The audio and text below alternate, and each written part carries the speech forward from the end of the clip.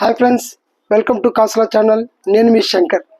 Friends, వీడియోలోకి వెళ్ళే ముందు చిన్న మాట. ఇప్పుడు దాదాపు టైము అర్ధరాత్రి 1:30 దాటింది. సో నేను యాక్చువల్గా టీవీ సిరీస్లో డైరెక్షన్ డిపార్ట్మెంట్లో వర్క్ చేస్తుంటాను, అలాగే యాక్టర్గా వర్క్ చేస్తుంటాను.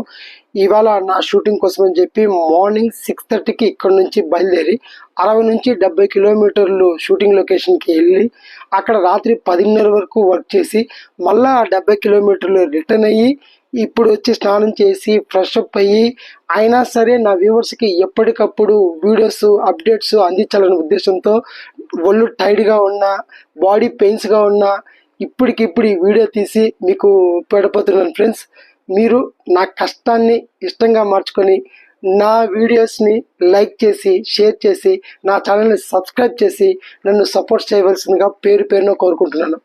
Thank you friends. ఇక టీజర్లోకి వెళ్ళిపోదాము. కన్నప్ప టీజర్ అయితే గుడ్, బాగుంది ఫ్రెండ్స్. మామూలుగా మంచు ఫ్యామిలీ నుంచి టీజర్లు వచ్చిన, ట్రైలర్లు వచ్చిన, మూవీస్ వచ్చిన ఎక్కువగా ట్రోల్స్కి గురవుతుంటాయి, మీమ్స్కి గురవుతుంటాయి. బట్ ఈ టీజర్ అయితే అలా లేదు. చూడడానికి విజువల్ వండర్ బాగా ఉంది. స్టార్ కాస్టింగ్ ఉంది. స్టార్ కాస్టింగ్ అయితే మామూలుగా లేదు ఫ్రెండ్స్. ప్రభాస్ గారు ఏంటి, అక్షయ్ కుమార్ ఏంటి, మోహన్ లాల్ గారు, మోహన్ బాబు గారు, కాజల్ అగర్వాల్ గారు, స్టార్ కాస్టింగ్ అయితే చాలా పెద్దది. బాగా మనకి విజువల్ వండర్గా కనిపిస్తుంటుంది. ఓ పెద్ద సినిమా, ఒక గ్రాండ్ సినిమా, రిచ్ సినిమా చూసిన ఫీలింగ్ అయితే మనకు ఆ టీజర్ చూడగానే తెలిసిపోతుంది. కాకపోతే మనం భక్త కన్నప్ప అంటే ఎక్కువ భక్తిగా ఊహించుకుంటాం, శివుడి నేపథ్యంలో వెళ్తుందని ఆ భక్తితో ఊహించుకుంటాం. కానీ మనకెందుకో టీజర్లో భక్తి కంటే ఎక్కువగా కన్నప్పని వీరుడిగా చూపించడానికి ఎక్కువ ఫోకస్ చేసినట్టు అనిపిస్తుంది ఫ్రెండ్స్. తిన్నడుగా, అంటే మీకు పురాణం తెలిసే ఉంటుంది. తిన్నడు అనే ఒక వేటగాడు శివభక్తుడిగా మారి తన 2 కన్నుల్ని శివుడికి అర్పించి కన్నప్పగా మారాడు. ఇది కన్నప్ప కథ. కానీ మనకి ఆ భక్తుడి కంటే ఎక్కువగా తిన్నడిగా చూపించడానికి ఎక్కువ ఇష్టపడ్డారు. ఆ కమర్షియల్ ఎలిమెంట్స్, యాక్షన్ సీను, వీటి మీద బాగా ఫోకస్ చేశారనిపించింది.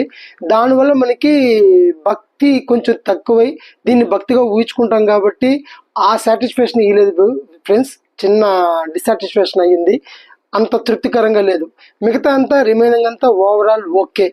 అలాగే మనకి సినిమా క్లైమాక్స్, అంటే టీజర్ క్లైమాక్స్లో హీరోని వ్యక్తులు కొడుతూ ఉంటే ఆ బాధ తట్టుకోలేక శివయ్య అని అరుస్తాడు. ఆ శివయ్య అని అరిచినప్పుడు శివరూపంలో ఉన్న అక్షయ్ కుమార్ కళ్ళు చూపిస్తారు. మామూలుగా అయితే ఇలాంటి టీజర్స్, ఇలా ట్రైలర్స్ వచ్చినప్పుడు ఇలాంటి సీన్స్ మనకు గూస్ పంప్స్ తెప్పిస్తాయి, పిచ్చి లేసిపోతుంది.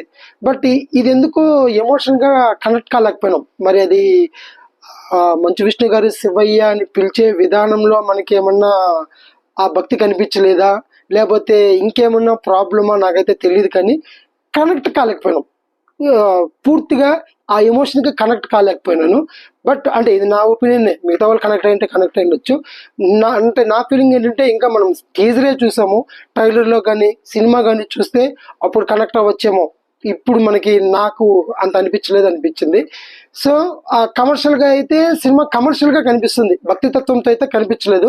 కమర్షియల్గా చూడాలనుకున్న వాళ్ళకి చాలా బాగుంటుంది, కానీ కన్నప్పగా చూడాలనుకున్న వాళ్ళకి మాత్రం ఇది పెద్ద అంత సాటిస్ఫాక్షన్ ఇవ్వదు. సో ఓవరాల్గా టీజర్ అయితే సూపర్ అని చెప్పలేం, బ్యాడ్ అని చెప్పలేం, ఓకే గుడ్. ఒకసారి చూస్తే బాగుంది, సినిమా చూడాలనిపించే విధంగా ఉంది ఫ్రెండ్స్. సో ఇంకోటి అయితే ఫ్రెండ్స్, నేను ప్రభాస్ని ఈశ్వరుడుగా అనుకున్నాం, శివయ్యగా ప్రభాస్ని చూపిస్తారు అనుకున్నా. బట్ ఇక్కడ అక్షయ్ కుమార్ గారిని శివుడిగా చూపిస్తున్నట్టున్నారు.